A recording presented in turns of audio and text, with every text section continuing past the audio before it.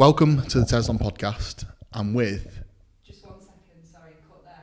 Don't touch the microphone there. See, I did it straight away. Yeah. Okay. See, Natalia's behaving, you're not. Yeah. Okay, 3, 2, 1, when you're ready. Welcome to the Tezlom podcast. I'm Ryan Armitage, and I'm very, very, very happy to have this lovely lady on the podcast with me today. Her name is Natalia Shvarts. Good, very good. And I'm going to say she's a solicitor in franchising, as I know her, but I think there's a lot more to her than that. Would you please give a little brief, pronounce your name correctly, and a little brief explanation of what you do? Okay. Hi, my name is Natalia. I don't tend to pronounce my surname because I tend to go into the Russian pronunciation mode with that. I'm a franchise solicitor. Okay. Right. Did you just say it's a Russian pronunciation? Yes. So you're going to have to tell me where you come from. Okay, so I was born in the USSR. Wow. So I was born in the USSR, Soviet times, a very, very different time. And yes, I left. So I saw, the communism come down and, the breakup of the USSR. And I left what was then Russia when I was 14 and came over here. Stop. Stop. Fucking hell, right, okay. This is going to be a big podcast already, isn't it? Right. I don't understand how a solicitor and franchising's got from the USSR, but if we just start... Okay.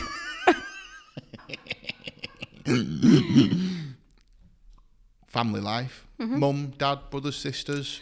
Yeah. What was the town called you grew up in? What was that like? What was school like? Education? You must be academic, so, come on, tell me. Okay, so... What was family like? What's mum, dad like? Mum and dad. My mom is a music teacher, has been a teacher all her life, working with children at sort of kindergarten, so preschool age. Yep. And dad, so this is tough. So I guess, so my dad's side of the family are Russian Jews. So being a Jew in communist Russia was not a great thing to be. Okay. So dad very much could only go so far because he was literally told, you're a Jew, you can't be a manager. You're a Jew, you can't go to university. You're a Jew, get into your own place, seriously? Basically. So... And dad is very capable, and so for him it was a real struggle. He didn't like it, so he got as far as he could under the communist regime. For me, the memories I have of my childhood is it was the best time, and it was amazing because for a child, the communist regime was amazing. It was all about the children are the future. Everything is thrown into children. Children are having a great time. We were always playing out. There was no crime. It was so safe. We were always just doing what kids do. And I just genuinely remember the most amazing times when I was a kid. Everybody was the same. Everybody had the same. And as kids, what we didn't see is we didn't see the struggles that our parents went through. The hunger, the lack of money, the lack of opportunities, the queues in the shops. We just didn't see that. We didn't know that. No. I didn't know that my parents were literally keeping a tally of every penny that was coming in and every penny that was going out. Isn't it? That's incredible. I know, because, it's only like years later when you find out and you go, oh my God, they spent the last money that they had to buy us an apple and give us food rather than feed themselves. And, and it's just, so that was tough for them because, like I say, we didn't see that. Imagine that though, like nowadays, I'm a parent, I've got 2 kids and it's stressful. So I can't even begin to imagine what it's like for your mum and dad. And then for you to not have felt any of that. Like, fucking hats off to your mum and dad. Yeah.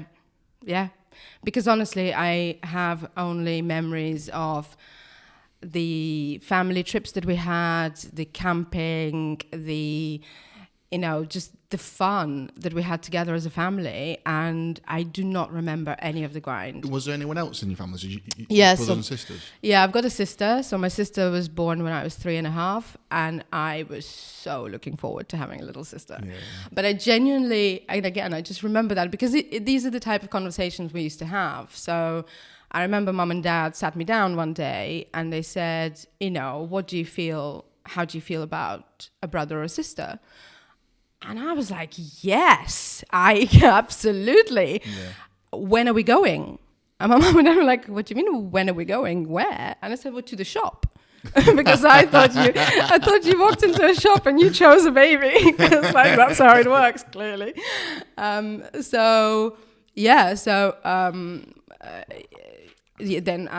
my sister was born. I tried to sell her. I think when I was 4, because one of the teachers in my kindergarten, she wanted to have a child, but I think she was possibly sort of getting a bit too old for that. So I said to her, "Don't worry, you can have my sister for a bag of sweets. I'll swap you." It's a good swap, though, isn't it? Because I said my mom is young enough; she can have another one. There you go. That sounds like a good deal to me.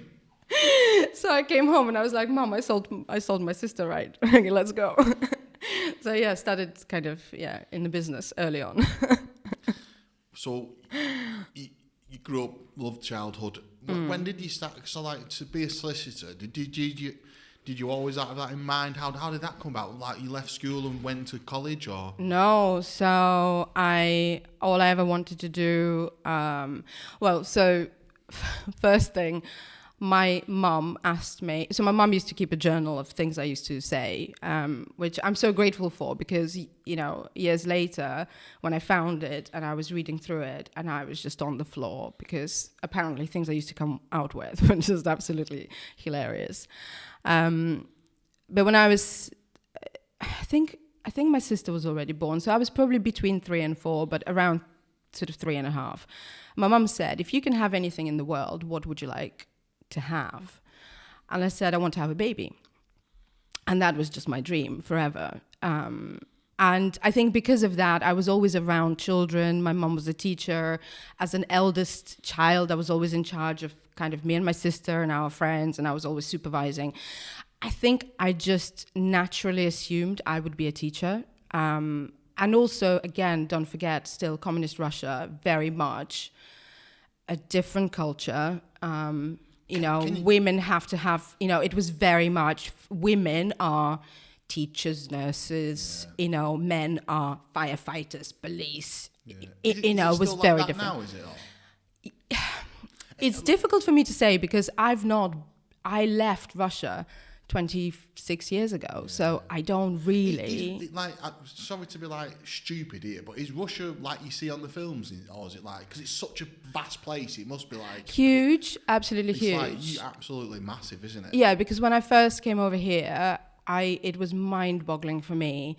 I couldn't understand how, in the space of 2 hours, you could pass so many towns, you can be in and out of a city, you can, how places change. Yeah. Because where I come from, where I was born in a big city, and the nearest city would be a 6-hour drive away, wow. 8-hour drive away.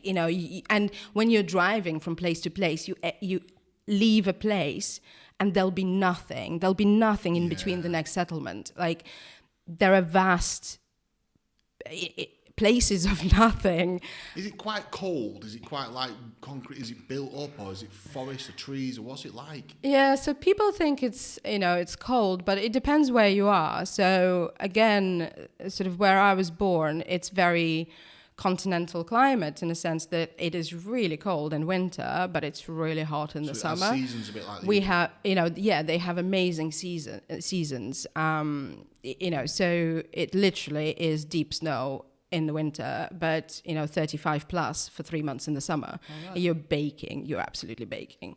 But because of that, the winters are obviously quite long because the snow comes down anytime between, anytime from October onwards. Right. And April, sometimes you still have snow in April. Wow. So you could have winter for 6 months. Wow. And it's but it's just something that we get used to. Yeah, like everything, you get used to it, don't you? Yeah, my favorite time. I loved days when it's -30, -35, like my favorite days, because everything just slows down and you can feel and you can see the crystals in the air. Like I can't explain it. You can literally look at the air and you see everything twinkling. It's just amazing. Mad, that, isn't it? It's great. But like I say, it's such a long time ago. Yeah. I feel like I've got an appetite of wanting to go there. Just knowing where to go is the key, isn't it? I think that's and not being able to have that many holidays and do that much travelling nowadays, it's always a risk, isn't it, when you want to try a complete new place? But I do feel like I've got an appetite to want to go there one time. But I definitely say, to experience, like, I know people, people go to Moscow and St. Petersburg, and absolutely, obviously, Moscow is the capital, and obviously, possibly not right now because of the political climate. But I don't like Moscow. I've never liked Moscow. I wouldn't rate it just because it's a capital. Yeah. It's very different. People are really rude. You can't without going to the capital. There's so much more to a country. I think to see the real Russia, you need to go off the of the tourist path and just explore. It's amazing. I think if anything, I just want to go and dip in some freezing cold water. So I feel like that's a good place to go to do it. Well, my uncle used to do.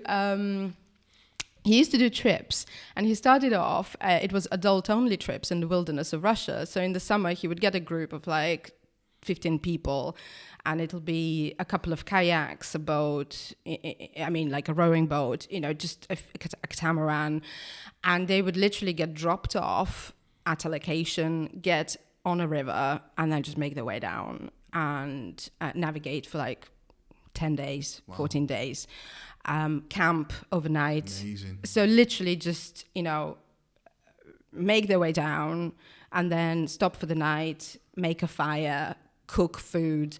So like really wild. Yeah, that'd be amazing. No toilet facility, you make wild toilets, like you wash in the river. Catch fish. You catch fish, yeah. And then one year he decided to open it up to so that people who were booking on could bring their children.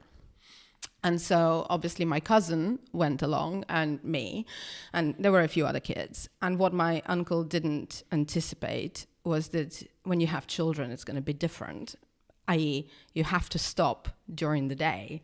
And because his plan was like, you go non-stop, you just, you carry on.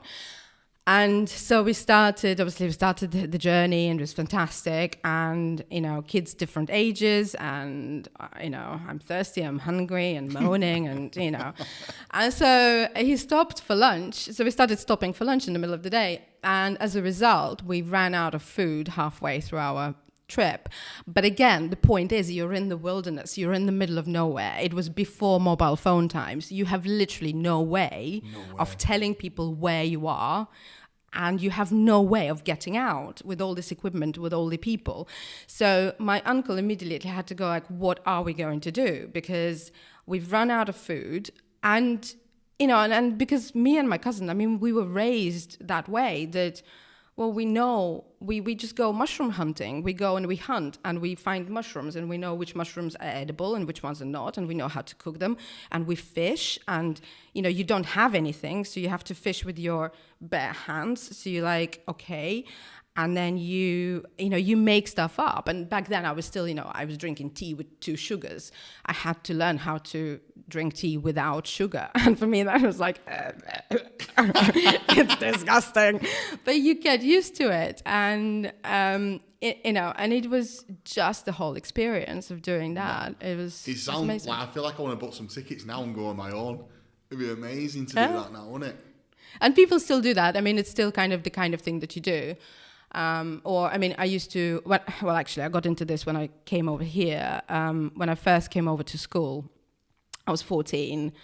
Before we jump too much out of the depth, if we go to that point now, so you great growing up, loved all that side of it, and then into your teens. Oh, yeah. So I always thought I was going to be a teacher, and then USSR broke up, free for all.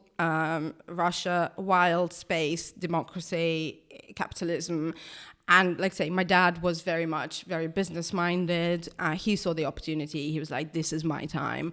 So he went out there and he made his path. And he was the first person to, so he set up his own business. He was the first person to start importing goods from the US. So he was constantly traveling. And he had his own business. So after school, very often, I would go over to his office and again, the times of women, female roles, or all the rest of it. So I would come to my dad's office and I'd be sat with the secretary, and his secretary would look after me, and I was like, oh, this is cool. And then because I went to a school that specialized in English language, so I started learning language when I was English when I was 7, and Dad used that to his advantage in the sense of anything that he wanted translating. I was the translator, so I spent hours and hours. I'm not kidding you, with manuals at home. Like if you bought a DVD, a VCR player back then, I would literally be translating from English into Russian and writing out a manual for my dad. I would translate everything whenever he bought something that was, from America or completely in English or whatever. I was providing the translation. And then your dad would sell the products himself, would he, afterwards? Just for him. But because, again, we're talking about early 1990s. Not many people spoke English well, or you know what I mean? Like, it was because before that, Russia was a closed country. Yeah. So if you knew the language and you could communicate, that gave you an advantage. Yeah. So, and I just thought, okay, well, that's very obvious now. So my path is I'm going to become a translator. Yeah. I will be a translator. This is why I'm studying, I'm doing languages, because I started learning English, and then I added a second language, which was German. So I was like, well, this is why we're doing this. To me, it made sense in my mind, and I will work for my dad. That was it. I had no other, I didn't even think about anything else. In my mind, I was gonna grow up, become a translator, work for my dad, work in his business, and just be part of the family business. Yeah, that was it. And it was literally one day. Did that sort of happen though? So you went to No. So one day out of the blue, we were having dinner, and Dad said to me, "What do you think about studying abroad?" And I just laughed at him. I just went, "Yeah, right, okay, whatever." And he's like, "No, you could study in England." And I laughed because I loved school. Was my favorite place, but English was my worst subject.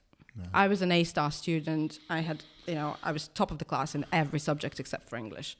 English was my worst. So same for me.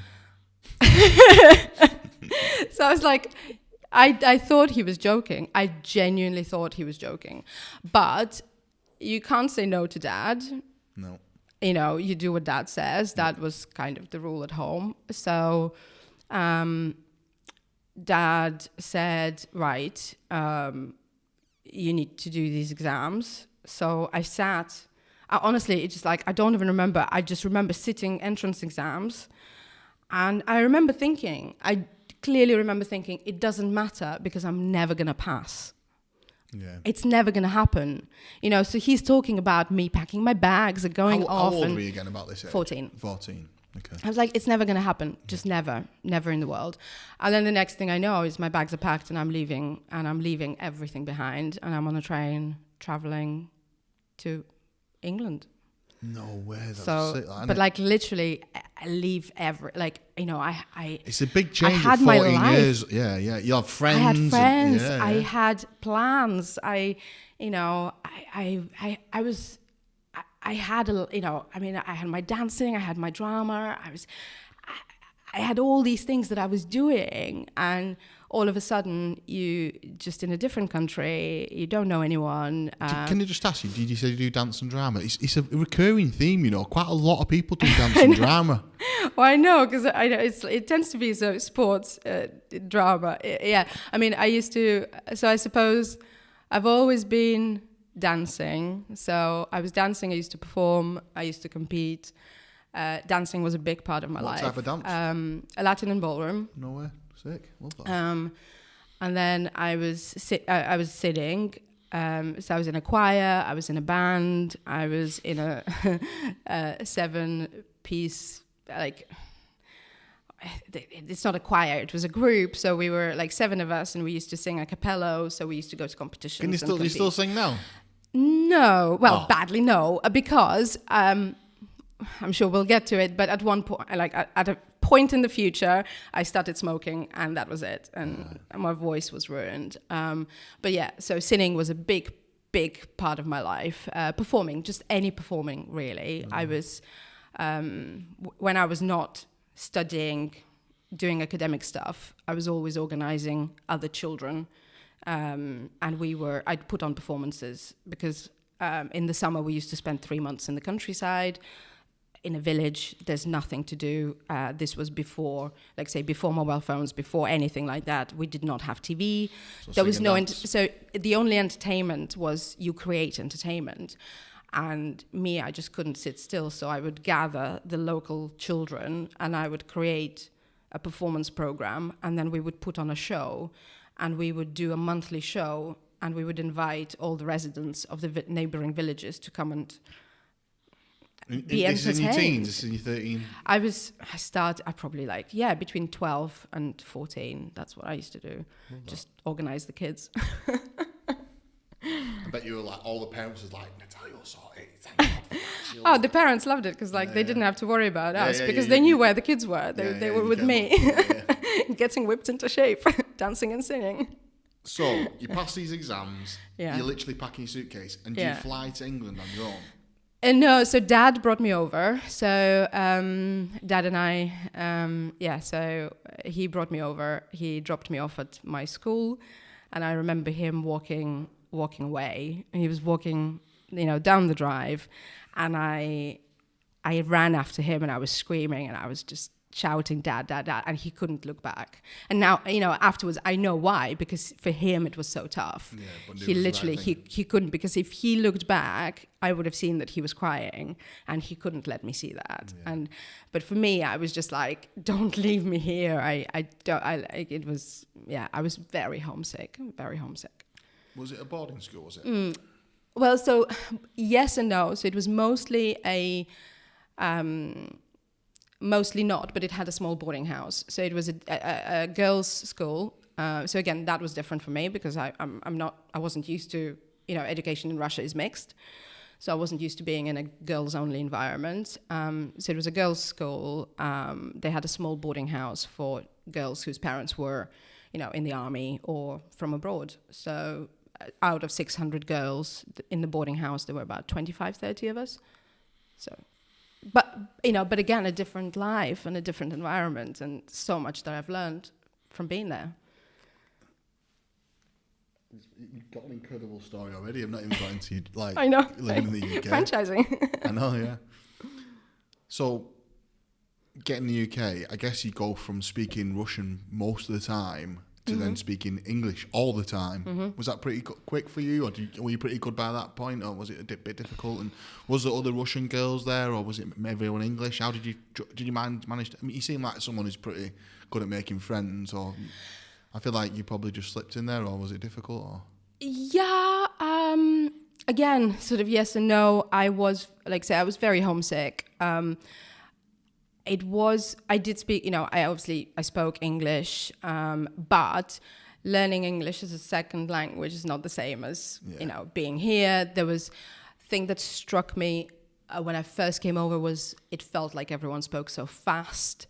Yeah. Everyone had so many different accents, which is something you don't get exposed to. When you learn English, you're Queen's English, and, you listen to tapes and literally, I was a lot of the time I was like, I'm sorry, and so luckily, in terms of school, most of the stuff that we were learning at that point. So I came over, basically started my GCSEs here. So most of the stuff in subjects like science. So my German was above the GCSE grade already. Because you learned German at the same time. Yeah, because I learned German in Russia. So I didn't have to focus so much on my German, say, or, physics and chemistry. I knew it. Biology, there were parts that I've not studied before, but a lot of it, I would probably say that when we started GCSEs, 60% of content that we were learning at GCSE level, I already knew. So I had to focus learning learning stuff that I already knew, but learning it in English, because a lot of the stuff I didn't know. So in a sense that I only learned certain words for the first time in English, this is what it is in English.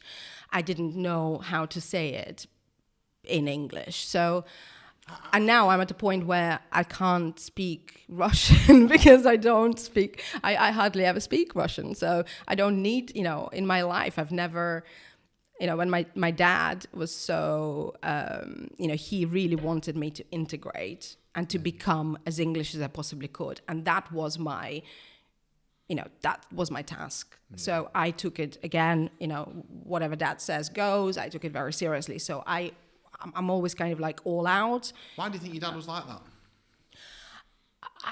Because he was building a future for himself. So the way he saw it. Have you had that conversation with him since? We've had I have a difficult relationship with my dad, which I'm sure a phrase you've heard before many times. What? But yeah, we have spoken since. We are much closer now than we've ever been before. But there is still, and basically because he was never a big fan of Russia. He never liked Russia. He doesn't he won't liked any of that though, will he? No, so he always wanted to get out. Yeah, but he had his business, so he couldn't get out. So his way out was send me away, send my sister away. Did your sister follow suit as well? She did 3 years later. So the idea was that I would settle here. I was the guinea pig. I made the way for my sister, and then she would come over and we would have 1 year overlap together, and then I would go off to university and then she would stay at school. So you can't take it away from your dad though, to be fair to him, fucking hell. But what I would say to you is yes, but you know what? I grew up without my parents. Yeah, that's true. So I literally, through my teenage years, from the age, I left my family when I was 14. That's it. Resilience so and I grew up without my parents. My sister grew up without our parents. It's been a lonely journey, and there's so much that, yes, it's great, and yes, I'm independent, and I truly believe you can drop me anywhere and I'll be fine. Yeah, I reckon so too. But I also looked so much at other people, and I kind of went, I wish I had that. Some stuff. I wish I had a family, but it's tough. I guess from my point of view, and only just discovering this with you, I think from a parent's point of view, he was looking at the bigger picture, weren't he, your dad, at that point? Yeah. Obviously, I think he probably just didn't. All he knew was the Russia that he knew. And then he's grafted his arse off, created a business and wants the best for his daughters. But in hindsight, there's probably some bits and pieces in there that weren't great for you growing up as a teenager. But look at you now, not doing too bad, are you? Not? No. I can't complain. Okay, so 14 all the way through to what college you do? How does that work? A levels at the same school? I don't understand. So you do A levels and then you went on to university straight from there. Yeah. And did you make loads of girlfriends and loads of friends when you were there and stuff? And again, yes and no. It's been. Did the dance and drama get involved later on as well? Yes, but so it's tough because at 16. So I started school when I was 14. I started school here in the UK when I was 14. So 14 to 16, sort of settling in, making friends. I started horse riding. Which was new for me, but I've always fancied it, always wanted it, always, I remember talking to Dad about having a horse before I left Russia. So it was an opportunity. I loved it. It was like, wow, through school such an English thing to do, have a horse and go horse riding. So did you get a horse? No, I just used one of the stable horses at the. It must have been what school is it? Is it still about? Yeah. Yeah. So it's a school down in Bournemouth, because that's where I started. It's a Talbot Heath school for girls. Right. But used to go to riding stables in, Ferndown. So, down in Bournemouth. And then, and at school I got involved I used to do speech and drama. So used to audition for school plays, got to be in school plays, often played male roles because I always had a low voice and I was dressed up as a man playing male roles. I remember that happens a lot in dance and drama, though. Right? Yeah, but after one of the performances, I remember we finished the performance and we were going out. I had a boyfriend at the time, and my boyfriend, his parents came to pick me up, and we were going out. And I forgot that I had makeup on my face, so I still had moustache. And I remember being in the car, and his mother was like looking at me, going, I think you need to maybe do you need a mirror? I was like, no, I don't need a mirror. I don't need a mirror. I'm fine. And then I looked in the window and I realized I still had a moustache, and I was like, oh crap. Yeah. Yes, please. Can I please have a mirror? Love that. So yeah, okay. Yeah. So at 16 though, my dad said, "This is it. Basically, I will continue to pay for your school, but anything else you need to pay your own way." So at 16, I had to grow up and get a job. So I got my first part-time job because obviously I was in school full-time. So I started as a waitress. I used to work in a Jewish restaurant, in a Jewish hotel. That was it. So Friday night, Saturday all day, Sunday all day, I was working. So I didn't really. So because of that kind of set the pattern for the future. I couldn't. There was only so much bonding I could do with people because people were going out and people were forming groups of friends, and I couldn't participate in that because I was always working. But as a result, obviously, I started building friendships at work. Yeah. So, but again, I was the youngest person. I was 16. Mostly everyone was 21, 22. It was a bit odd. The question I want to ask you is just tapping away at me a little bit. Was there a lot of Russian people at the school, and was no, because of the years and stuff like that? Was a lot of Russian people in the UK? There was a Russian community. There's always been a Russian community, but again, because because of what Dad said to me, he was like, I want you to integrate. I want you to become English. I didn't seek out the Russians. I didn't seek out the Russian community.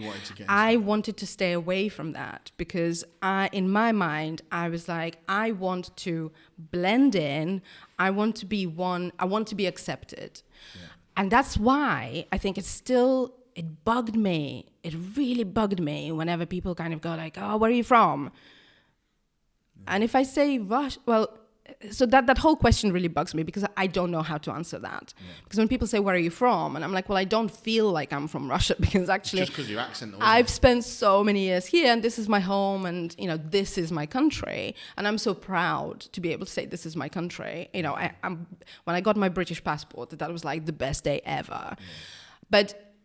whenever I say I'm, then that's why I'm always careful. I always say I was born in Russia. Yeah. But the moment you sort of say I am from Russia or, mention Russia, people start asking you questions about Russia, rightly so, because they're curious. Yes, but for me, I'm like, I have no idea. I don't live there. I don't, people kind of like go to me, oh, what's Putin like? And I'm like, I have no idea. He's not my uncle or anything, And it's like...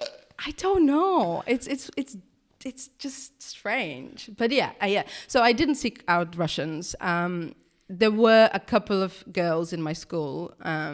So when I first joined, there were 2 Russian girls in the boarding house, but we were very different. One was from Moscow. The other one was from Siberia. We were so different. I got on with them, but with one more so, with the other one less so. And then because they were... Do you think they were on the same journey, sort of didn't want to be... I know one of them ended up now, she's in the US. She has a fantastic,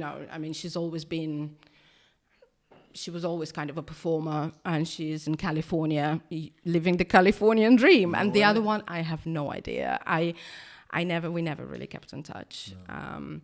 And then I think because I was so homesick, whenever younger children joined the boarding house, I got matched with them to look after them, because I've been through that experience and I knew how hard it was. So. And you got through some of it, yeah. Yeah, and so then there were a couple of Russian girls who joined, who were younger, and I sort of looked after them, and then again, they went off on their way. Did you ever go home?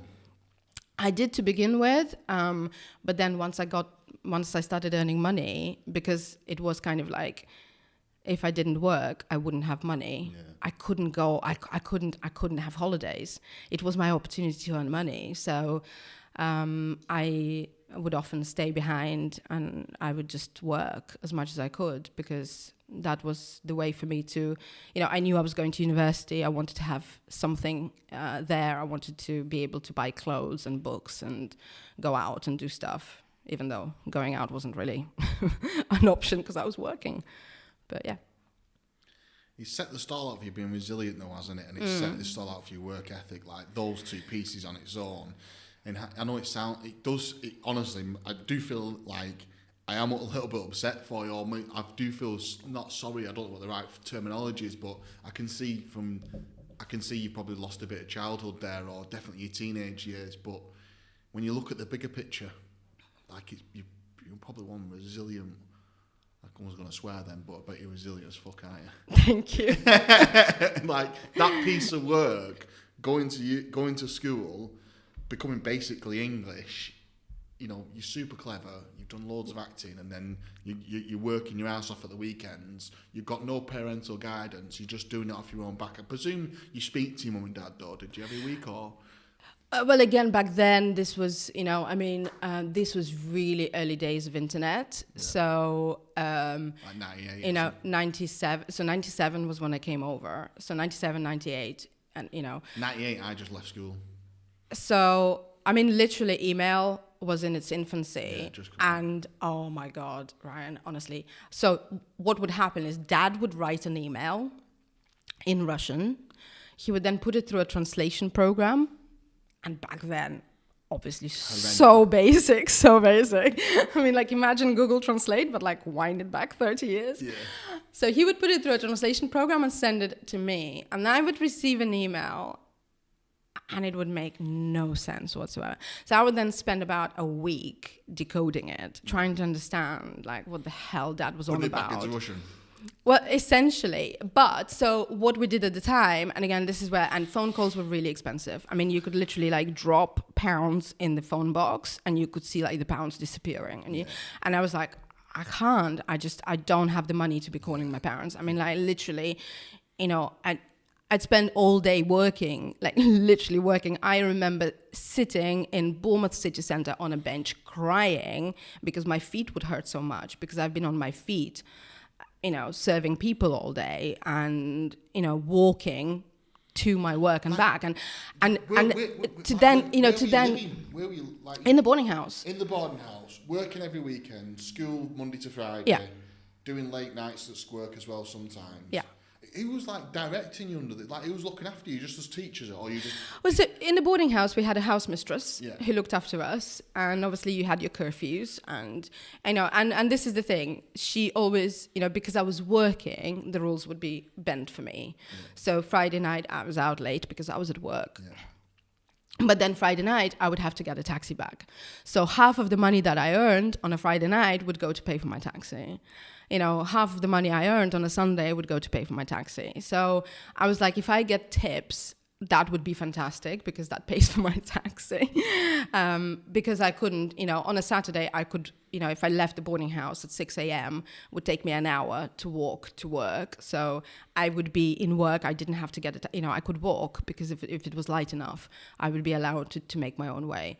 But yeah, it was, it was tough. So yeah, so money was tight, and do you understand what you're saying? It's like it's kind of dawning on me a big time. Like fucking most 16-year-olds can't even get themselves out of bed and make the bed. You know what I mean? Like, but you've got no choice. You've like got no choice. You've got to, it's either that or what else. There was like, for me, I was like, I wanted to be able to, because Dad literally said, "This is it. You're on your own now," and you had to earn your money, and that's it. You get whatever job you can, and you work hard, and yeah. But hats off to you. Thank you. Hats off to you. So school, just touch the microphone. Sorry, Kay. School. So do you do A levels? Yeah. Then you go and do. Did that school have a particular? Because they have like a leader university to go to. Did you have to pick a university, or did you pick your own? And how did you fund it? Well, this is it. I mean, again, I suppose, and this is where you sort of really learn about the way the system works, right? So I was lucky. I was very privileged to go to a private school. Yeah. Okay. So I had amazing education. Yeah. And great opportunities. And people say that though, but at the same time, you have to, because I know people who've gone to private school and don't fucking grasp it. Well, but there's an opportunity there, but people have to still grasp it. You can go to private school and you can just fuck around. Absolutely, you have to work hard. But in terms of opportunities, I think the what was a shame is that obviously when you go to a private school, they tend to prepare you for only one path. Yeah. I.e., that path is you do your A levels, you go to university. Yeah. They don't talk to you about any other options. Yeah, because they want the best results as well, though, because they want to get more students in. That's how it works. Yeah. So but I didn't know there were other options. You know what I mean? Like nobody talks to you about actually you just could quit and go get a job. No, but you could do it a different way. Like you can do an apprenticeship, or there are so many other opportunities out there. But you kind of go, no. The only way is this is what you're doing, best A-level results, universities, and, this is university process. I just want to mention one other thing that actually I must say credit to like the English system, the careers and how it works. My first experience of a careers lesson was, I turned up and this was supposed to be like, right, we're going to talk about what you want to be. And so the careers advisor said, so what do you want to be? And I said, I want to be an FBI agent. And she didn't laugh at me. I mean, this is the thing. She did not laugh at me. She was dead serious. And she went, okay, so how do we get there? And I went, I don't know. She literally went, okay, well, let's find out. So we found out. So the next thing I know, I have an application form from the FBI because we applied. They sent us all the information. I read through it all. And like literally, and I realized theoretically, I could become an FBI agent. And this is what I would need to do. But when I was then looking at it, I was like, well, the requirements would be, I would need to have lived in the USA for so many years before you become eligible for that job. Right. So immediately you then kind of look at your options and you go... Were you joking at the time or did you actually... No, I was serious. I mean, I grew up watching The X-Files. So I was like, I love this, Agent Scully. And, I loved it. I was just like, this is what I want to be doing. Yeah, absolutely. I can imagine you being Agent Scully as well, I'm like, she was short, I'm short, I can do this. But so... University. So by this point, again, my father said, I want you to go and do law. I want you to become a lawyer. And it was very much a path was, that I would become a lawyer and my sister would go into finance. And for my father, the only option was Oxford because it's prestigious. And because, to be honest, abroad, people know Oxford and Cambridge, right? People wouldn't have a clue if you said Bradford University or Leeds or Durham or, Nottingham. Good universities, fantastic universities, but nobody knows about them outside, people probably do now, but back then... No idea. So it was like, well, you are going to Oxford and your sister is going to Cambridge. And it was mapped out. And I was like, okay. So I looked at Oxford. I looked at Oxford colleges. I picked one that I went to Oxford. I looked around. So my application, how I was choosing university, I didn't want to lose my languages. So I wanted to do German for sure. So I was looking for degrees where I would be able to do law with German law. And at the time, there weren't that many universities that were doing German law, not German language, but German law. So I ended up applying to Oxford, and then my second and third choices were Warwick and Nottingham. And I went to Oxford, and it was like a 2-day interview process. And it is specifically designed to be extremely hard. Like, not necessarily academically. I mean, academically you have to perform, but mentally it is designed to really test you. This is Oxford University? Yeah, it was tough. So from the moment you arrive, you are isolated, and it's just like the whole experience is Can you remember some of it? Can you tough? Yeah, I remember, I remember it because I hated every minute of it. Like, literally, it was the worst experience. Like, it was horrible. I just didn't enjoy it. And I was so nervous. And again, actually, you know what? I made friends. The best thing out of it is I made friends and actually kept in touch with those people for a little while. So whilst I was, when I then ended up going to university and being at university. But actually, I'm really pleased I didn't end up going to Oxford, because I know for a fact it wouldn't have been the right place for me. I don't think I could have handled mentally the environment. But for some people, it's the right place to be. So, you know what I mean? Though, and everyone's got horses for courses, aren't they? But yeah, the interview process was just tough, really tough. And where did you end up going then? So I ended up going to Warwick University, and it was just the best. Again, for me. What did Dad have to say about that? Not much. He didn't come to my graduation. It was one of those that it was like... He wasn't bothered about it? I think at that point, like, universities, when we started to really drift apart, because he couldn't understand. He very much doesn't believe in mental health issues, and university was when I started having a really tough time. I was having issues with my visa, and that was putting pressure on me. I had to have a job. To support myself through university. I was working all the time. I stopped sleeping. So I was having, I started suffering from insomnia. I would literally study at night. I would sleep a couple of hours, and then I'd start again. And I'd be trying to kind of because it was constantly trying to combine the studying, the social life, and the work. Yeah. And trying to bring the three together was just tough. But again, at university, that was the first time I actually got involved with the Russian crowd. Again, not necessarily by seeking them out to begin with, but because through my jobs, I got to work with the university, with the recruitment office, and particularly the Russian section, so the section of the university who were recruiting students from Russia. This is where the translation came back in? This is where translation came back in, yeah. So I was doing a lot of translation work, and the chap who was sort of head of that, he said to me, well, because at university you have all these different societies, right? And he was like, we've got a Russian-speaking society, but it's not being run very well. And, he's like, basically people are complaining that it's just an opportunity for guys to get together and drink. And he was like, I really think you should sort of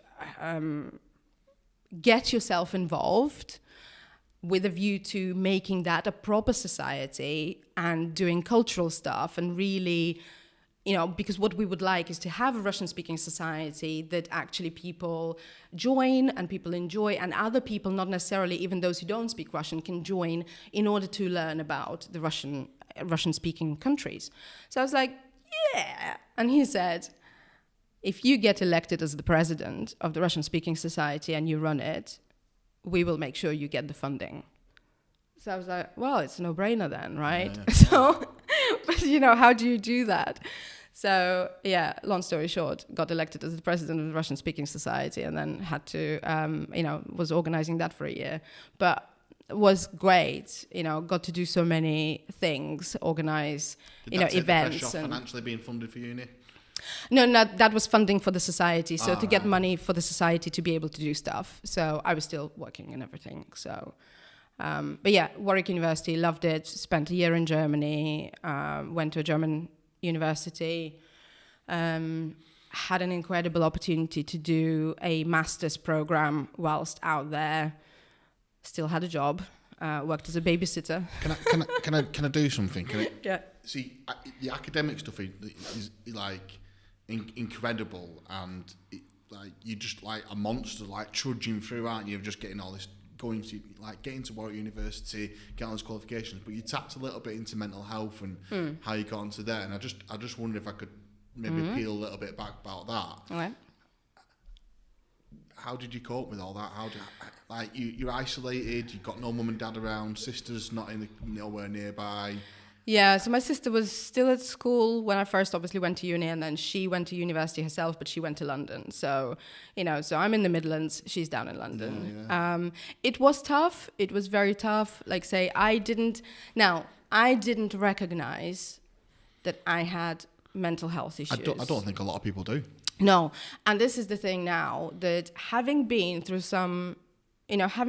serious mental health issues, I now know what the signs are, and I would now recognize, and I would recognize it in the others. Yeah. Because this is the point that actually at my lowest, nobody had any idea. Yeah. Because to the rest of the world, I was still the bubbly Nat who got involved. Can you give me some examples about how you were feeling?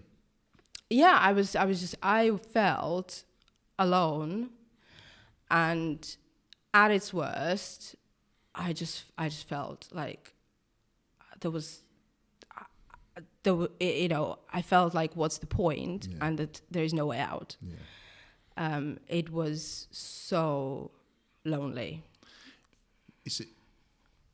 I've had some challenges myself, and what I can describe it as is just like you feel a bit abandoned, and I felt very much like no one could really help, and I feel like if you're in a bit of a glass box sort of thing. I don't know if that sort of resonates with you, but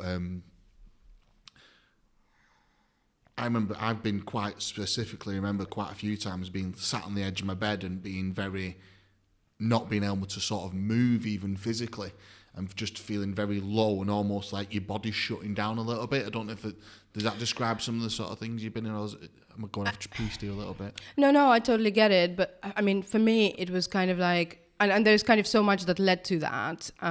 It's a gradual thing, isn't it? I don't know if necessarily it's like a shut off point. I think it just takes its time. Well, you know what? I think for me, it was kind of, as for me, there's a point in time where I can absolutely go to and go, that was, for me, that's when my life ended. Yeah. Because when, I think I mentioned my biggest dream was to be a mother and to have a child. And when I was 16, I found out that I couldn't have children. And I was 16, I was on my own at school. My parents were miles and miles away.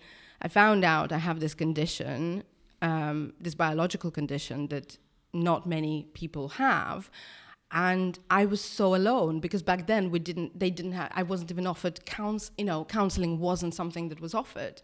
Okay. So I had to deal with it all alone, and it was my biggest dream. So my dream just shattered, and after that, it just felt like whatever I do, there's no point.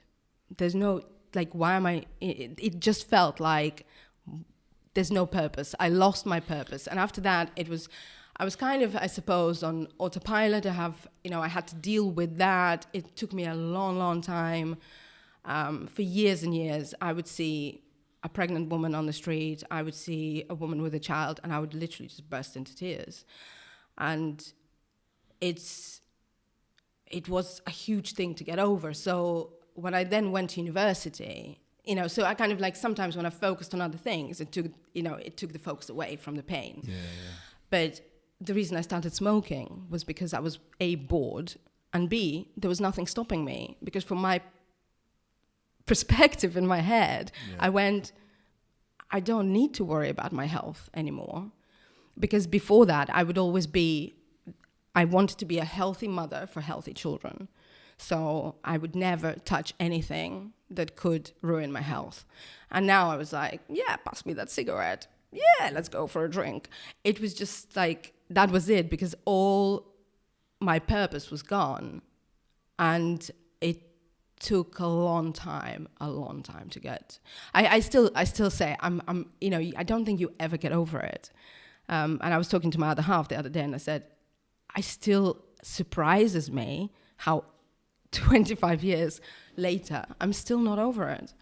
But you get on with life. And now I have different purpose and different reasons. And again, like a lot of people ask, but there are other ways, yes, absolutely.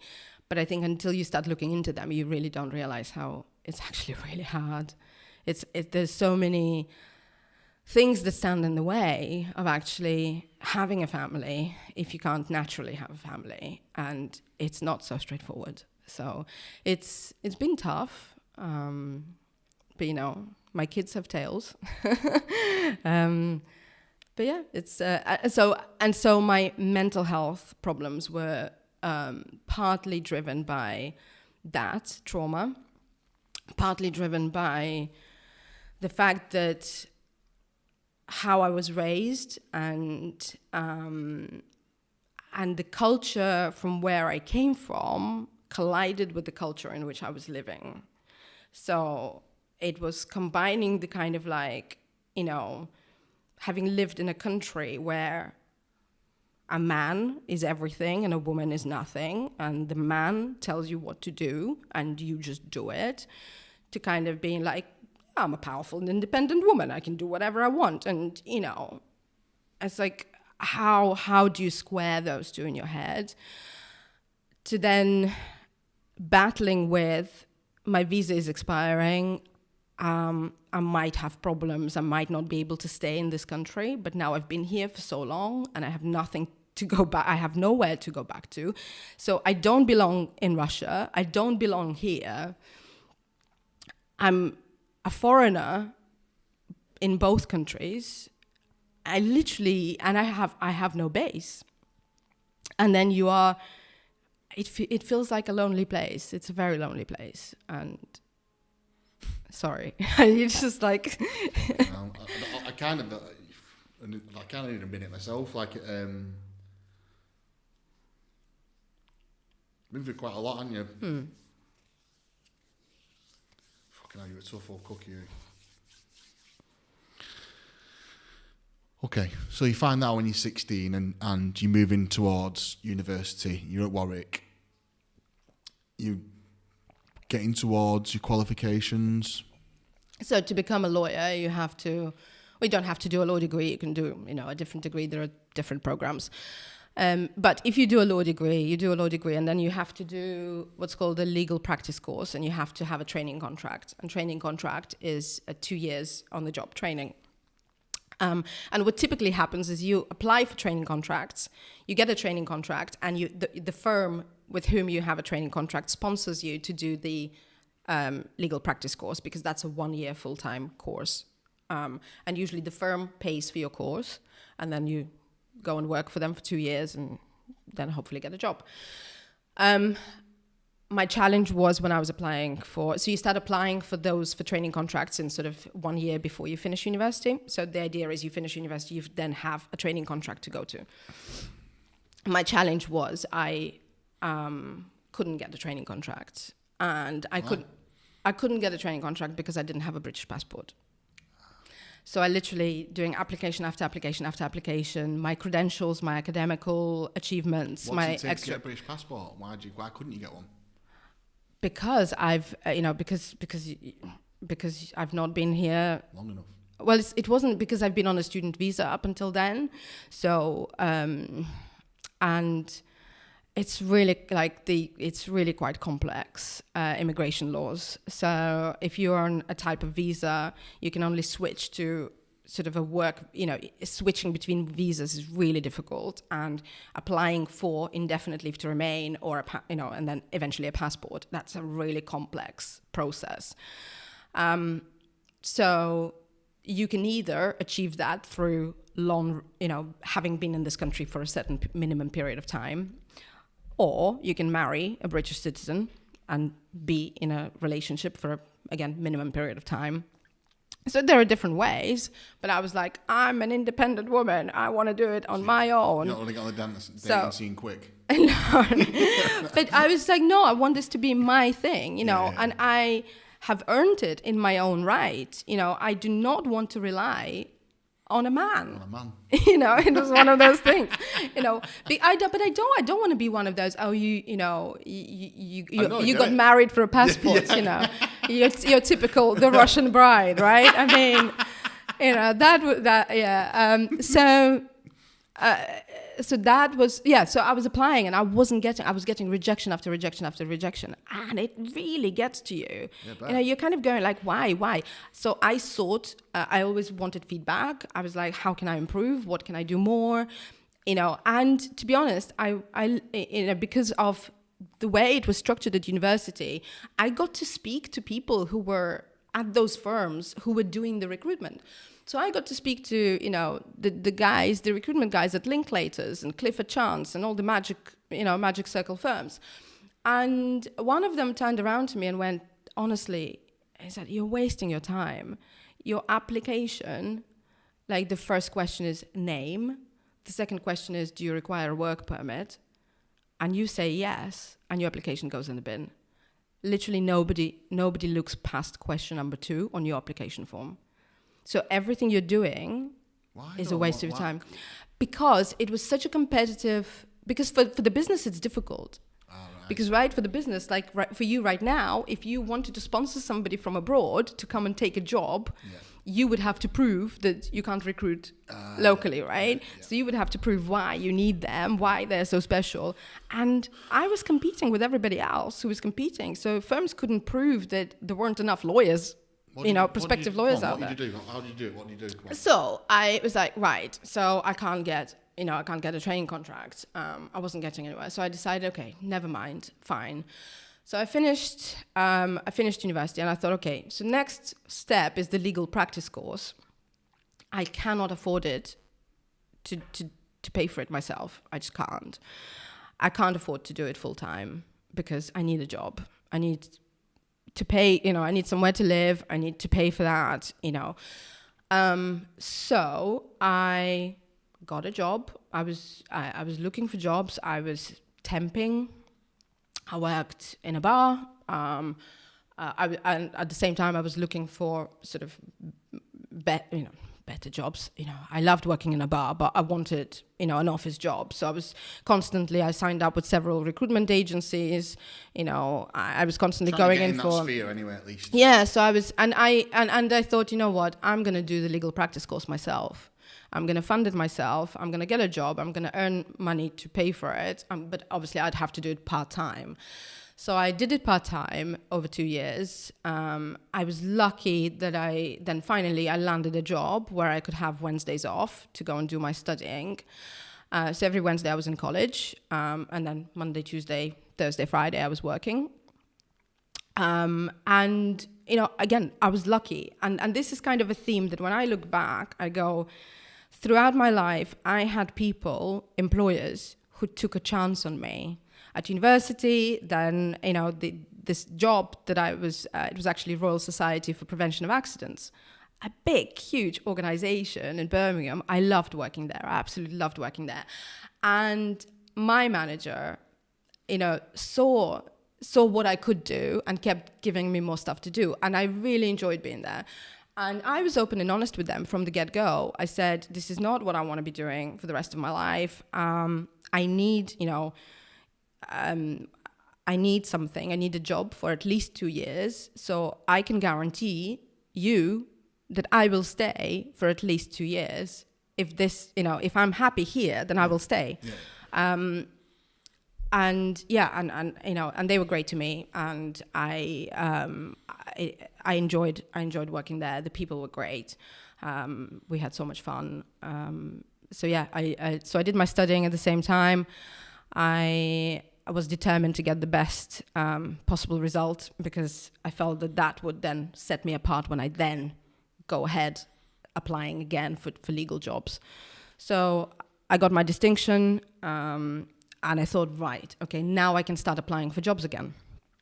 And just because of gliding there, that course is like an interim thing to the degree, or what is that course? Well, it's a postgrad, so it's it's kind of like so you do your degree and then it's the master's level, but it's a practical course. It's a very practical course of what, as a solicitor, the skills that you would need. So, one of the subjects is, for example, solicitors' accounts. And people find it the most boring subject, and I loved it. And I was like, yeah, double entry bookkeeping. Woohoo. I loved it. Anything with numbers I liked. So, because maths was my favorite subject at school. I enjoyed it. So this course that you funded yourself is the equivalent of doing a degree, or just explain that to me, because I'm a bit thick with this sort of stuff. So. Yeah. So it's essentially a postgraduate course. Yeah, okay. This is living in Birmingham at this point? So I lived in Solihull, worked in Birmingham. Nice bit of the world as well. It's lovely. It's lovely. Boyfriend? Yes, I was in a relationship. We met through dancing, because I used to teach dancing for a while. What did he do? He was... Uni well? Was he at uni as well? No, he was older. To be honest, I tended to kind of go for older men, typically. Because guys my age, I just found them really boring. We just had different interests. I think because I had to get so independent so early. Not being funny with you, but you're pretty independent, aren't you? You would have been able to grow up quite quickly. Guys my age just wanted to go out and party, and I felt like running into walls. Been there, done that. Yeah, no idea. I needed something more. So he was very sort of hands-on. So he had various manual labor jobs. I thought I was talking about you then. I'm joking. It's okay. Yeah. Well, good. So you passed this, like, honestly, I just did a joke then, but like, I'm struggling to get over it. How I can't. We still haven't got yet into how I got into franchising. Yeah, no. Well, the point of this podcast is never actually to talk about franchising. We end up just talking about your journey, and all I can see all the way through is you're probably one of the most resilient people I've ever met in my life. Like, the work that you've had to do independently on your own is incredible, isn't it? Do you know, it comes at a price. And you know what? I can tell you that much. It definitely comes at a price. And knowing what I know now, like the experience I've had over the past 10 years, I so want to just say to people, you know what? We should have coaching and, coaching, counseling, whatever you want to call it, mentoring. Kids should have that from as early as possible. Yeah. I now have a business coach that I invest in personally. Yeah. So not through work. It's something I'm doing for myself because I want to develop myself. But I wish I had done that so much sooner. Yeah. You know what I mean? I wish. But the point is, we go through stages in life. And back then, I couldn't afford anything. I was literally scraping by. For me, again, I was looking at my friends who were going on holidays and partying in Ibiza and, Magaluf, whatever. To me, it was just like foreign worlds because I could never do that. I, A, didn't have the visa, B, couldn't afford it. So I didn't have any of that. And so you kind of, but this is it. To me, it's like, what's the choice? What's the alternative? There's no, you work hard and you carry on because then one day you're going to get there. One day you're going to get there. Some people don't do that though. That's the thing you don't realise is that some people don't carry on. Some people don't. Some people let things swallow them up. And that's the bit I'm talking about, is that not letting, like, there is some privilege to what you've been through in your background, but there's also ridiculous amount of pain that you've had to go through to keep it there. Like, there could have been lots of points where you just fuck this, I'm not doing this anymore. And you know what? I had some amazing people along the way. Like, I strongly believe everything happens for a reason. Mm-hmm. I believe that people come into your life and they have a purpose. And it's recognizing that, and it's recognizing that, you know, everything that you do as well, you know, you touch other people's lives. Yeah. You leave an imprint. And for me, you know, going back to the mental health issues, there was a period of time where I was like, I got to that point, that was it. I ended up in hospital. And I was gonna come back to that in a bit, like. And I was like, this, I'm not doing anything. This is it. I'm done. I'm done with the outside world. And again, it was a very, very dear friend who recognized that staying in hospital wasn't the best environment for me. But they weren't going to release me. They weren't going to release me because they were like, she is a danger to herself. So, and she said, she vouched for me. When I say, I mean, you know, she was like my UK mother, you know, Dolly, love her to bits. So she vouched for me. She basically said that they were going to take, you know, her and her husband were going to take me. I would live with them. And she was like, you know. And so I remember coming out, you know, again, don't remember coming out of hospital. Just remember being at Dolly's house. And do you know what? It's. I always go back to, you know, people taking a chance, but people believing in you. And actually, I think what Dolly recognized that if she trusted me to be a grown-up and an adult, that I would not break her trust. Just like my grandmother, that was like one thing that my grandma has been like a rock. And the difference between sort of my parents' attitudes and my grandma's attitudes is my gran would let me go out, but there were conditions. But because my gran treated me like an adult, she knew that I would never break her trust. And Dolly the same. So I was at her house and she made no adjustments to, she didn't hide stuff that potentially was dangerous to me. And I said, Dolly, I have access to this stuff. I can do so much harm. And she went, you wouldn't. Yeah, that's true. Because I believe in you and you're not gonna let me down. There was no way I was gonna let her down. But it takes that chance, it takes that people taking a chance on you. And you know what, like, I got back on my feet. I went back to work. Can you remember any particular things that helped you get back on your feet, or do you think it was just taking it day by day? No, it was. So I've had counseling before, but I got to speak to this one counselor. And I think it's about finding a person that you really kind of get on with, because I've been as a counselor. Yeah, because my counselor previous to that didn't do anything for me. I just didn't feel like I was getting anything. Yeah. So this one was different.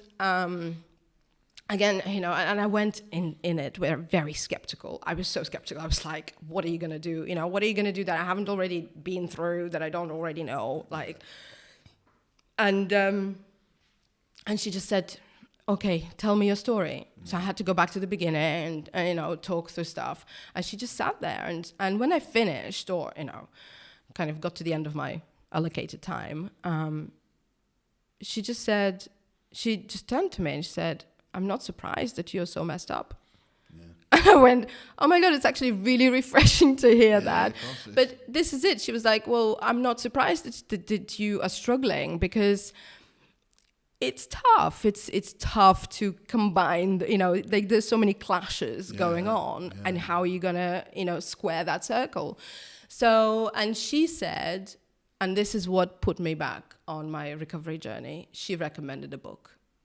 and that book is with me still. What book is it? And so it's called Mama and the Meaning of Life, and it was a book that turned me around, and it's a psychotherapy book, but it talks about death, about facing death, about challenges, about relationships between a parent and child, about about all that pressure that we put on ourselves. And from that book, I went to the next and the next and the next and the next, and I just couldn't stop. So I ended up sort of I've always been glued to a book. I loved reading, but yeah, that really helped at the time. I think from my very limited experiences, that first bit of acknowledgement is what's happened, isn't it? You've acknowledged the situation you're in, and then finding a way forward, and that's what I think she did there, didn't she? She acknowledged the fact that it's okay to be slightly nuts right now, and let's find a way forward, and that's what you did. I love that. I'm gonna have to read that book now. I'm gonna have to get hold of that book and have a read of it. I'll get it off Amazon.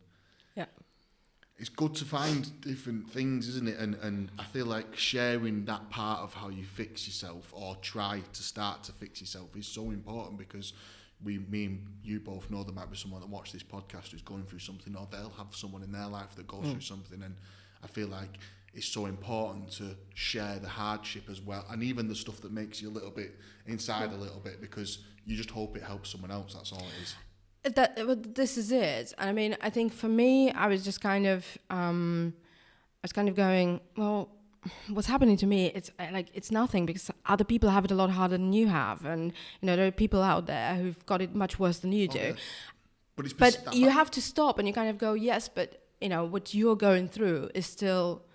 It still means something, and it's still you can't compare. It's all relative and all perceptive. It is, and it's, some people have it much worse than us, and some people have it much better than us. But everyone goes through different types of hardship. Absolutely, and like I say, it's just for me, it's always been, and I don't know, maybe it's because I kind of grew up being the one who looked after others, but I having. How when you're on the plane and they say you have to put your oxygen mask first before you help others. It's recognizing why you have to fix yourself first. You have to be well enough, because if you're well enough, then you can help others. Yeah. And for me, the big thing has always been about what my experiences. The reason what I can do is maybe just help a few others on the way. Yeah. I don't have children. I perhaps have more time, therefore, but it's been really important to me to influence and be able to help others to have a better life, to not make the mistakes I made. And in my job today, seeing I'm so passionate about the younger generation that's coming through, and I don't want them to run into difficulties that I've experienced. I don't want them to get into working, crazy hours and, burning out. I want them to find a healthy balance early on so that they can learn from the mistakes somebody else made and not have to make their own, at least not to that degree. Yeah. And this is it. I think if we talk and we recognize that actually, I think when you are, or when you perceive yourself to be, or when others think that you're a strong person, it's then really hard to be vulnerable, because people think you're so strong, and a lot of the time people don't realize what it takes to get to be that way and the price you pay. Yeah, it's so true that. Try and get back on track a little bit. Yeah. I've lost track a little bit. So university, so that you finished this thing, whatever it's called, postgrad. Yeah, legal practice course. So you're at this firm in Birmingham. No, so I've not yet. When's the passport come into this? Or is it not? We're still on a working visa at this point. Still on a visa, which I have to reapply for every few years. So at this point, I'm kind of like, right, I finished my studying. I have an opportunity. I need to get a legal job. I need to get into the legal sector. Mm-hmm. And then it dawned on me, oh my God, signing up for a 2-year contract. What if I hate it? Yeah. I've never thought about it. I just kind of like always went like, this is the next step. This is the next step. Yeah. And I thought, what if I hate it? What if I don't like it? Yeah. I'm then tied into a 2-year contract. What am I going to do then? Yeah. So I thought, you know what? I'm going to go and sign up with a couple of recruitment agencies and look for a legal secretarial job. Yeah.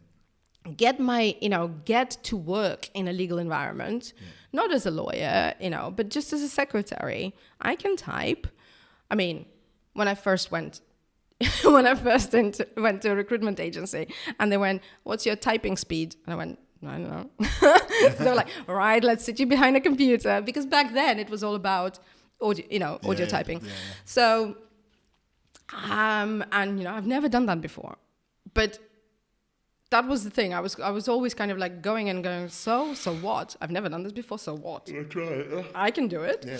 So I did my speed typing tests and, accuracy and all that. So, and I had good results. So, they were saying, the recruitment agents were saying, yeah, we'll get you a job, no problem.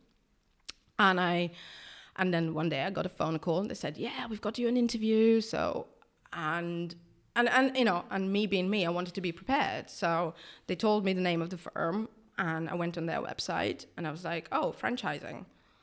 What is franchising? I've never heard of it. So I did my research. I bought the book that the managing partner has written. I read the book before my interview. I turned up to an interview. And I thought the interview went really well. The challenging question was, you're overqualified. Why do you want to be why are you applying for a secretarial position? And at that point, I was kind of like going, listen, why does it matter that I'm overqualified? Do you need somebody for this job or do you not need somebody for this job? And for the first time in my life, I think instead of being like super polite and kind of, I just went, I can do this job. You've got a vacancy. I can do this job. Why does it matter? But I think obviously they were looking, further forward and going, if she's overqualified, she's not going to want to do this for a long time, and then we're going to be going through the same recruitment process again, spending money, business and all. But again, takes somebody to take a chance on you, right? I got a phone call about a couple of hours later saying you've got the position. Oh, amazing. And I'm like, brilliant. Okay, my first job in a law firm. So I started as a legal secretary. I started as, typing. I was a secretary to a litigation partner. But they very quickly realized that I could be doing more.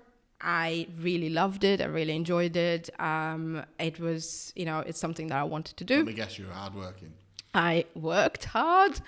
And so, a couple of months later, I had a training contract on my desk. Of course you did. So I started my training contract, and I qualified, and amazing. I stayed there for 7 years. Oh, amazing. But this was it. So franchising is literally what I did from the very beginning.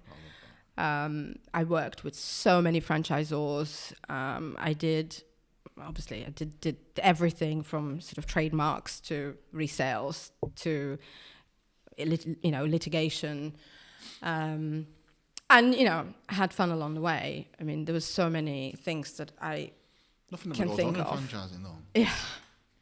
And I loved how social it was as well. But I got to go to all the BFA events and conferences and the chairman's fun day. I got to meet some amazing people. I met Pip before she became the CEO. So I watched her journey. So it's been an incredible time. So have you been with the same firm or just no? So I was there for 7 years. Loved it, absolutely loved it. To be honest, then personal life circumstances meant that I needed to. I got to a point where I wanted to do something. So I got to a point where I wanted to do something different. I felt like, I've spent all this time now working on different aspects of franchising, with franchisors. I was so lucky. I got to do so much. But I wanted a slightly different experience, because to me it was just like, well, this is it. Like, this is literally it. You just, you keep doing what you're doing, and you just do more and more of the same. So I thought, you know what, I want a different experience. I really want to, because for lawyers, your path is you either stay in a law firm and work your way to a partner, or, like many lawyers, you go in-house. And in-house is seen as a cushier opportunity because, work-life balance, 9 to 5, you don't do crazy hours like in a law firm.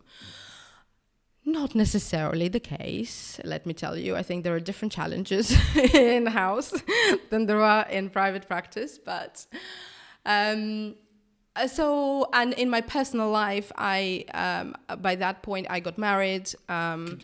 You just said about your personal life had to change. Can we talk about that or not? Yes. Why? What happened? So I got married, and how long have you been your husband for? 6 months. You've been with him 6 months and you got married? No. So, we got married. I met him, and 6 months later we were married. You sure you're not after this passport? No.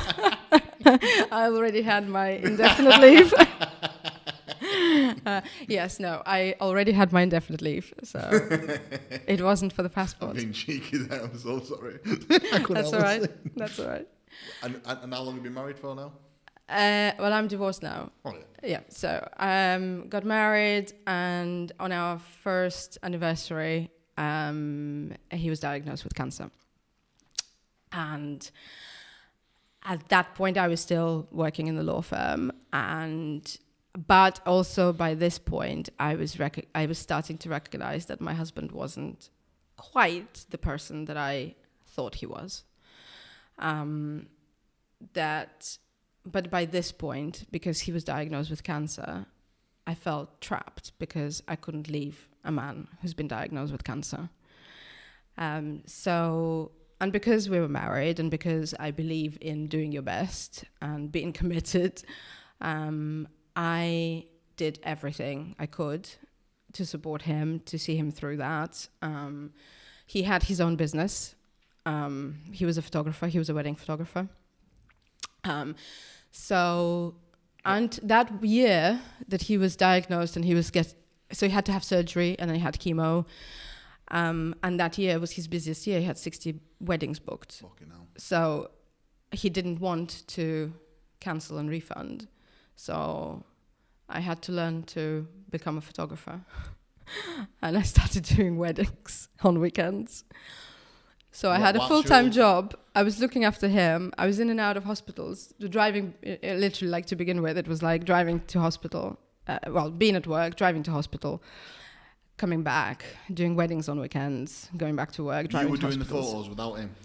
I did several weddings without him, by myself. And then once he started getting better, he would come along just in case, because I felt more confident if he was there, because I was like, I've never done this before by myself. And you said something. You might push me back here. You said he was being someone you didn't know. Yes, and I think there's a lesson there, for everyone. I met him. I can't exactly remember. I was in my late 20s, so 28, 29. By that point, I was just, I was going, how I said, you've got a plan, and this is what you're going to, you've got a path, and you're going to do this, and then you're going to do that, and then you're going to do that. By 30, I should have been married. Yeah. I should have been married. I should be starting a family. I kept, on the odd occasion when I went back to Russia to visit my parents, the number of times that people would ask me, have you got a boyfriend? When are you going to get married? You know, time is ticking, you know, TikTok. And I was like, oh, people, please, you know, it's different in England. You know, people don't get married when they're 21.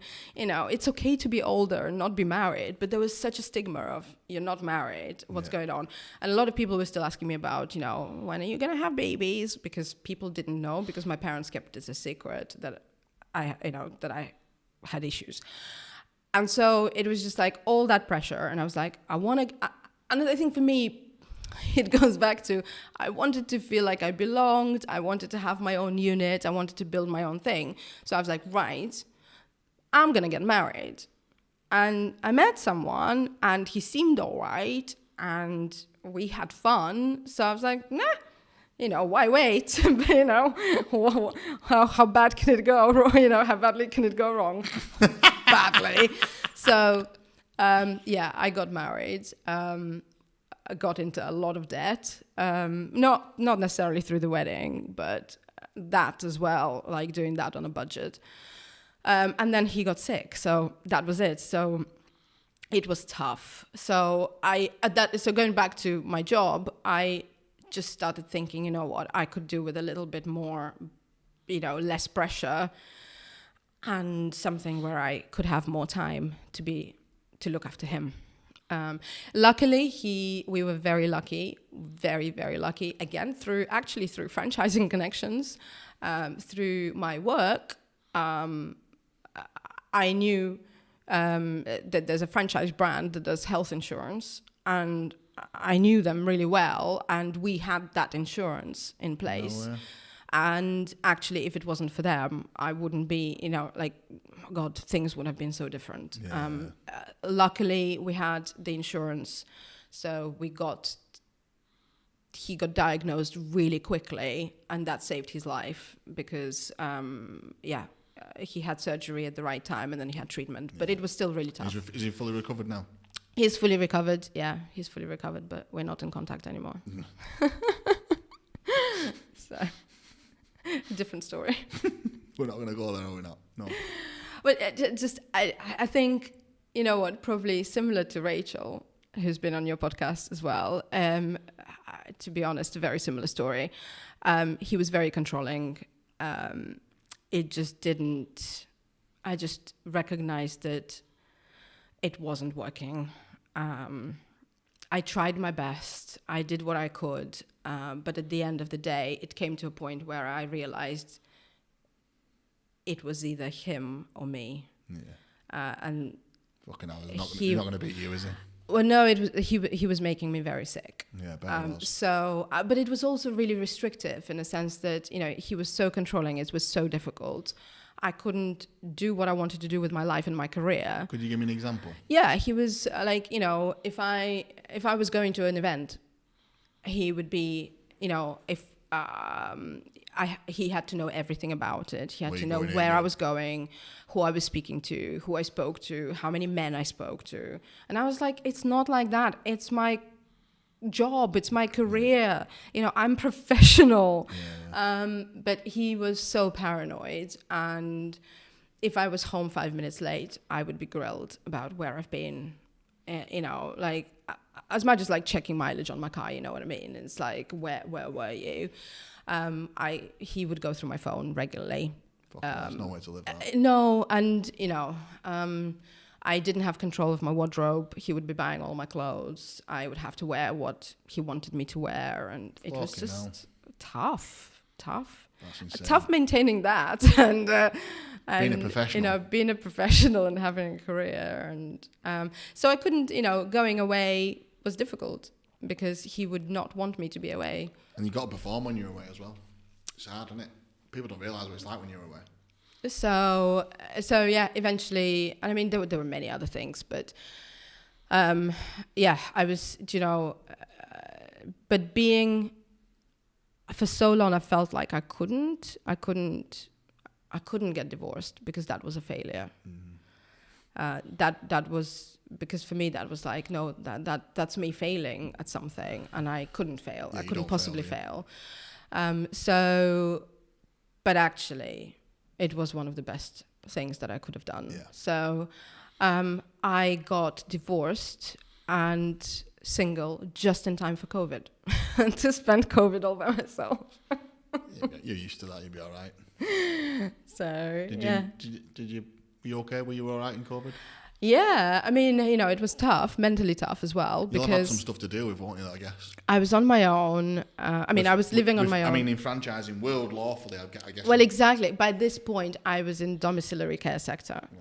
You know what I mean? So I was in the thick of it. Yeah. So whereas others were furloughed and whatever, and, baking competitions, I was just working solid because we were trying to keep business going and franchisees going and the network going, and all sorts of complications. All of that was happening, and it was all happening for the first time. So we didn't know what was going to happen tomorrow, where it was going to go.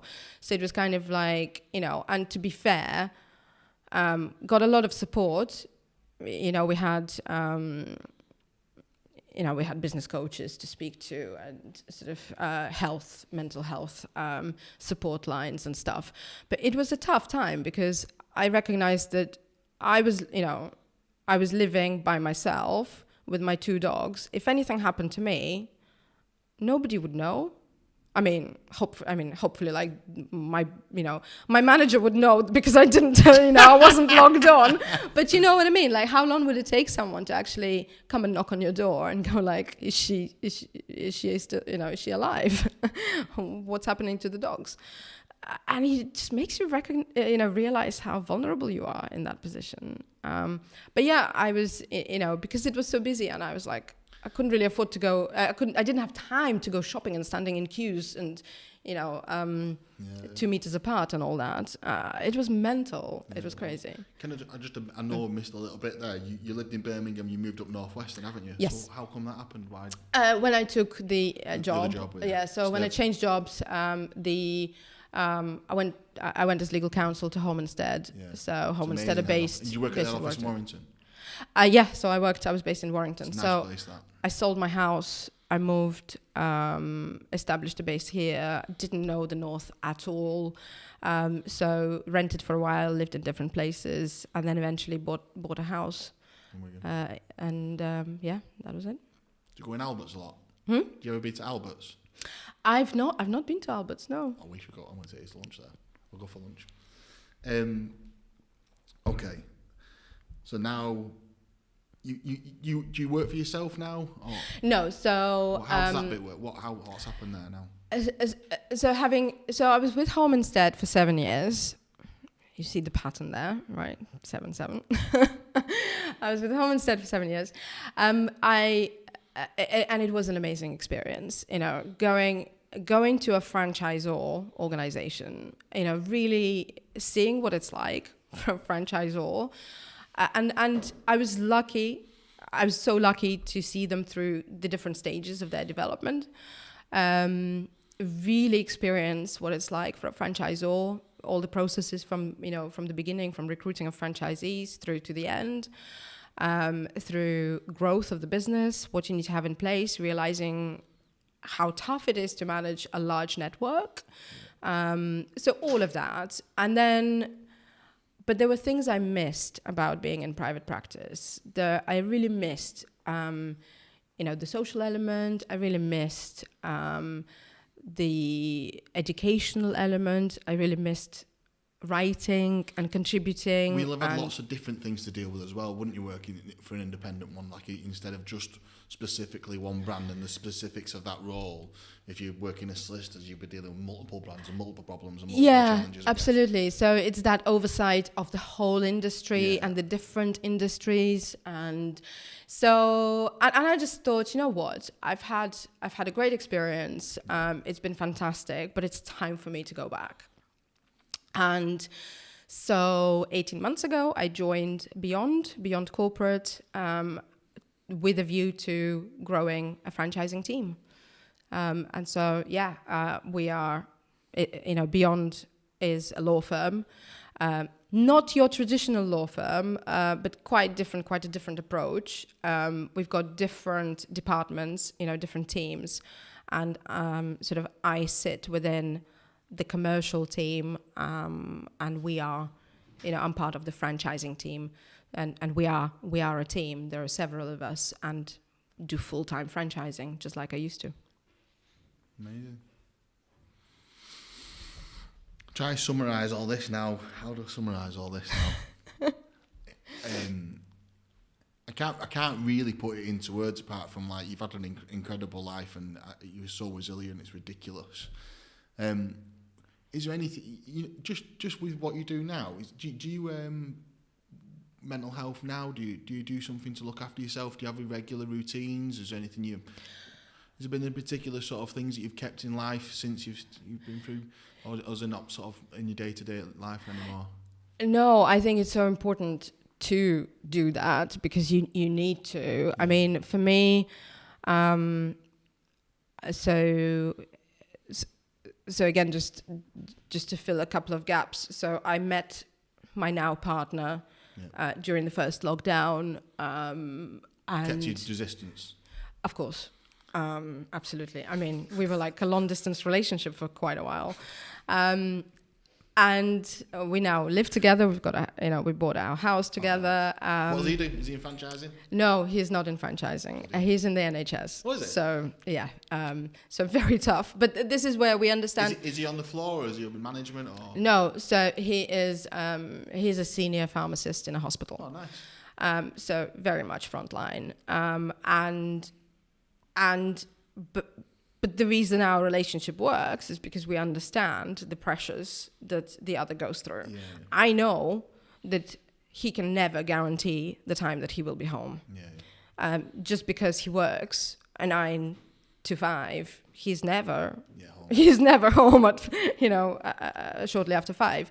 He could be on call. He could be he works weekends. He works bank holidays, and he saves lives every day. Like literally, I'm humbled by what he does every day because he saves lives. Yeah. I do contracts. Lives as well, it's a difference. But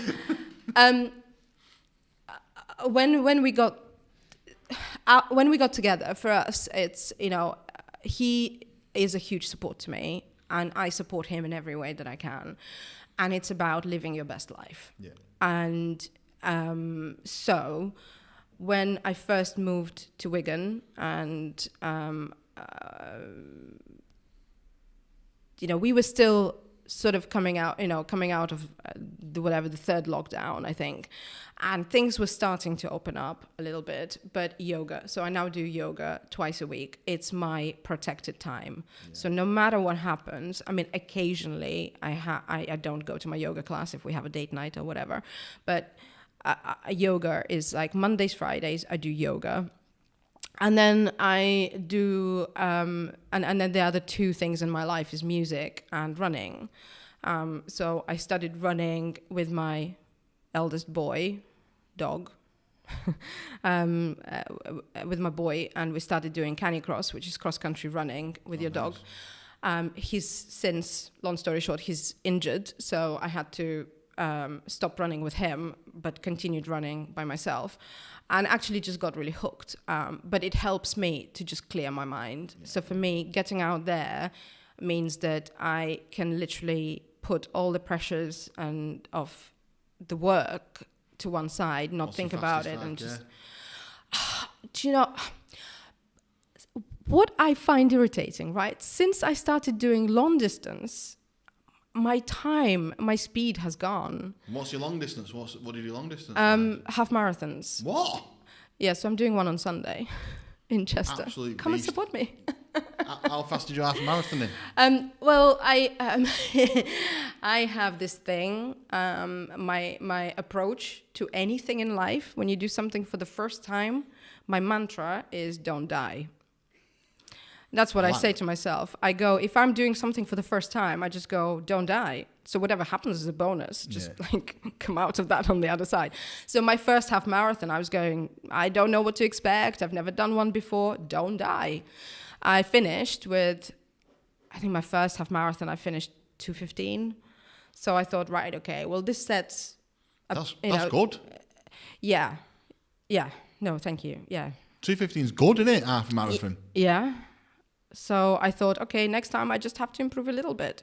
So going in, I'm hoping, I was hoping to do, and I'm not going to, I was hoping to do a certain time, but not an excuse, but I have been sick for the last 10 days. So I'm just recovering from sinusitis. So we shall see. But I would like to do. How do you train for half a marathon? Do you run regularly every week or not? Or just? Typically, yes. And you go and do half a marathon once a week? No, God, no. So my last half marathon was end of March. So I did one end of March, and then I sort of took time off in April. And do you run every week or not? So I try to run. What I try to do is yoga on a Monday, my mandolin on a Tuesday, run on a Wednesday, mandolin on Thursday. How's mandolin? Day off on a Friday, and then yoga on a Friday and run on a Saturday or Sunday. I'm studying for my grade 2 mandolin, like an instrument, mandolin, like a guitar but less strings and smaller in size. Love it. So yeah, a new challenge, right? Yeah. So my music helps me really relax, gives me a focus. And a challenge, because I'm now starting, I'm doing my grades, so that's my challenge. Running to clear my head, to keep fit, and yoga to yoga, just that mental space. And in between, trying to eat healthy and just generally kind of go, need to be kinder to yourself. And life's too short. You need to enjoy life. Yeah. So just taking the opportunities to, spend time with the people around you that you want to be around. So your loved ones. Yeah. Okay. I'm going to wrap it up. There's been some tough bits in there, and I want to thank you for sharing them with me. You're welcome. And I had no idea how much of an incredible, amazing person you're going to be, and I'm really grateful for you sharing it with me. I'm thank you for coming on. No, thank you for having me. Thanks, it. Wrap it up.